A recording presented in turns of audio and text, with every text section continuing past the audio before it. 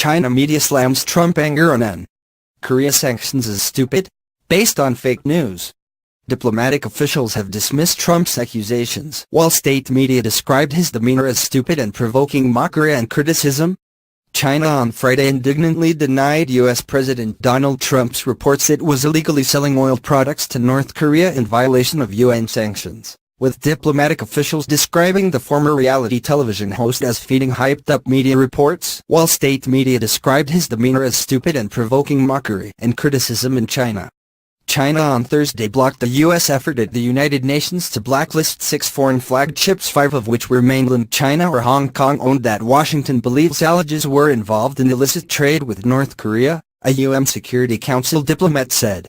Trump said on Twitter on Thursday that China had been caught red-handed allowing oil into North Korea and that would prevent a friendly solution to the crisis over Pyongyang's development of nuclear-tipped missiles capable of hitting the United States.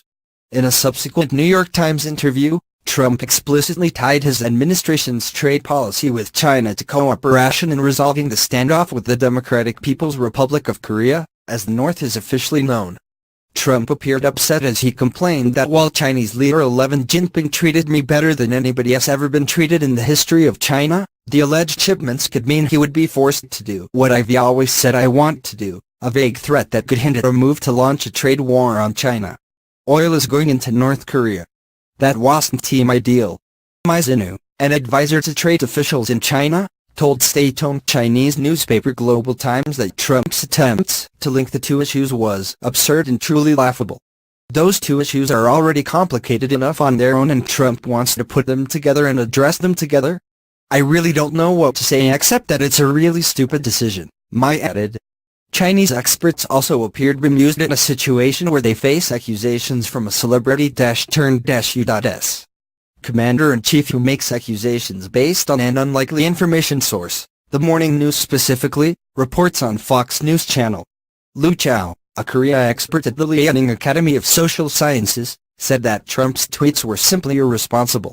I don't know what's more absurd, that we are seeing the president of the world's most powerful country conducting diplomatic negotiations on Twitter, or that we know the U.S. president is getting information from fake news reports instead of the most powerful intelligence apparatus in the world under his control. Lu Chao, a DPRK expert at the Liaoning Academy of Social Sciences, told the Global Times.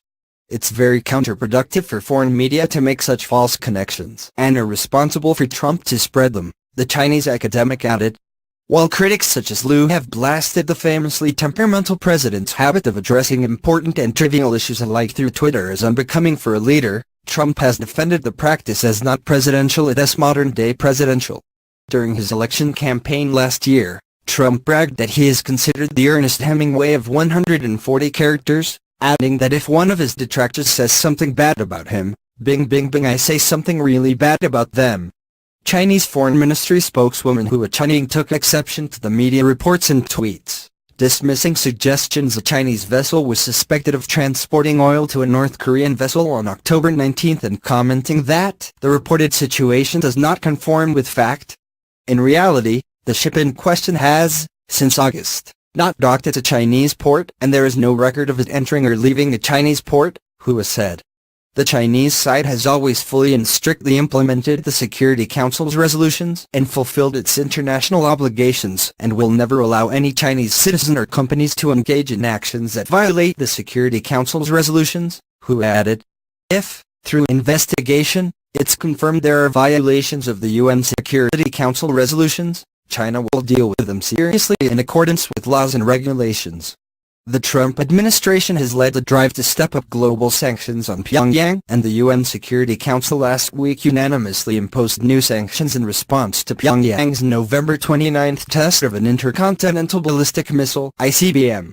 The DPRK has excoriated the UN sanctions resolution as a wanton violation of its sovereignty and a war act of harassing peace and stability in the Korean peninsula and the region, according to the Korean Central News Agency. The reason that we opted for the simultaneous development of the two fronts was to defend the sovereignty and territorial integrity of the country, form the U.S. imperialists' nuclear blackmail policy and nuclear threat, and ensure the peaceful life of the people, and reliably guarantee the peace and security of the Korean peninsula and, furthermore, the world, the PNA article stated. No force can stop the army and people of the DPRK from making dynamic advance toward bolstering the state nuclear force.